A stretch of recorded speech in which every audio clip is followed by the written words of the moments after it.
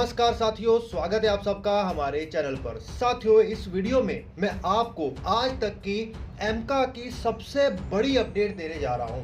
सच में साथियों, ये इतनी बड़ी अपडेट सिर्फ इसलिए नहीं होगी कि ये एमका के बारे में एक नई अपडेट है, इसलिए कि यहाँ पर ये तय हो गया है कि एमका किसके द्वारा बनाया जाएगा, किस समय सीमा में बनाया जाएगा, इसका प्रोडक्शन रेट क्या होगा, कितने एमका बनाकर तैयार किए जाएंगे, इसका ऑर्डर दे दिया गया है और ये भारत में मात्र हाल के अलावा कौन कौन सी कंपनियों द्वारा बनाया जाएगा और जल्द अज जल्द इसको कंप्लीट कर दिया जाएगा।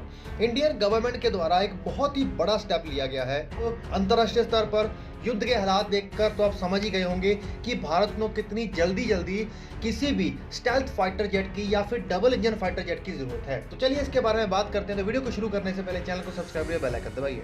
साथियों, जो हिंदुस्तान एरोनॉटिकल लिमिटेड के मैनेजिंग डायरेक्टर है आर माधवन जी, उन्होंने ये क्लियर कर दिया है कि 5वीं पीढ़ी का एमका फाइटर जेट तैयार किया जाएगा एक स्पेशल पर्पस व्हीकल मॉडल के तहत। ये एक ऐसी कंपनी क्रिएट की जाएगी जिसमें 4 से 5 प्राइवेट कंपनीज होंगी और इसके अलावा हॉल भी होगी। इसमें सभी कंपनीज के जितने भी फाइटर जेट बनाने से रिलेटेड या फिर फाइटर जेट से रिलेटेड जितनी भी ज़्यादा एक्सपर्टीज होगी वो एक साथ मिलकर इसको बनाने में काम करेगी ताकि इसमें बिल्कुल भी डिले ना आए। हम सब जानते हैं कि तेजस जेट फाइटर जेट में कितना ज़्यादा डिले आया था। चलते भारत को तो नुकसान ही हुआ है और हॉल और डीआरडीओ के ऊपर तो वैसे भी बहुत सारे डिफेंस मैन्युफैक्चरिंग का बहुत ज़्यादा लोड है, तो इनके ऊपर ये लोड कम करना भी बहुत ज़्यादा ज़रूरी है। इसके चलते बहुत सारी कंपनीज इसके अंदर अपनी शेयरिंग लेंगी, जिसमें हॉल की शेयरिंग सबसे ज़्यादा कम होंगी। लेकिन यहाँ पर एक और बात सुनिश्चित की गई है कि यहाँ पर पहले इन कंपनियों को ये स्पेशल पर्पस व्हीकल बनाने से पहले गारंटी दे दी गई है कि एक मिनिमम ऑर्डर हम आपको प्लेस करेंगे, उस ऑर्डर के तहत हमको पैसे भी दे देंगे, आप उसके बाद इन्वेस्टमेंट करके अपना प्रोजेक्ट के तहत एमका बनाने का शुरू करिएगा।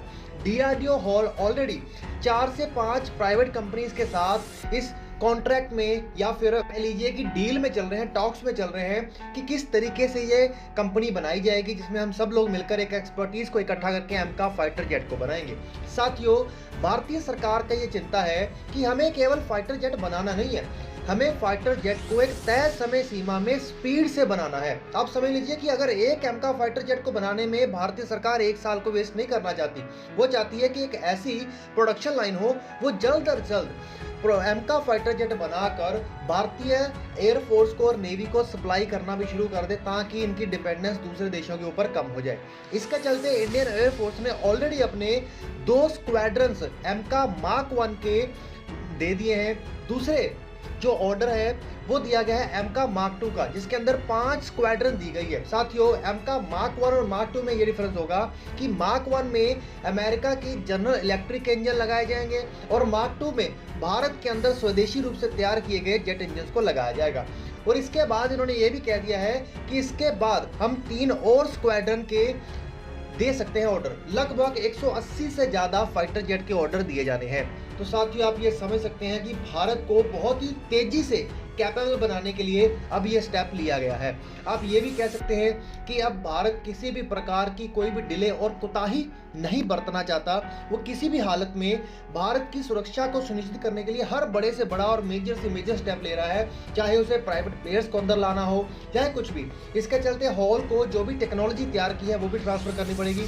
इससे हमें ये भी फायदा होगा कि जो हमारे प्राइवेट प्लेयर्स हैं वो ऑलरेडी प्राइवेट कंपनीज एक डेडलाइन के तहत प्रॉफिट मेकिंग को ध्यान में रखते हुए बेस्ट से बेस्ट टेक्नोलॉजी प्रोवाइड करेंगी और एक डेडलाइन में हमें सब कुछ मिल जाएगा और इसमें काफ़ी सारी एमएसएमईज भी सपोर्ट करेंगी ताकि इस तरह की प्रोडक्शन में कोई भी डिले ना हो। तो साथियों, इस बड़े अपडेट के ऊपर आपका क्या कहना है बताइएगा नीचे कमेंट करके, और ऐसे बड़े अपडेट के ऊपर जय हिंद तो लिखना बनता है। चैनल को सब्सक्राइब करिए, बेल आइकन दबाइए।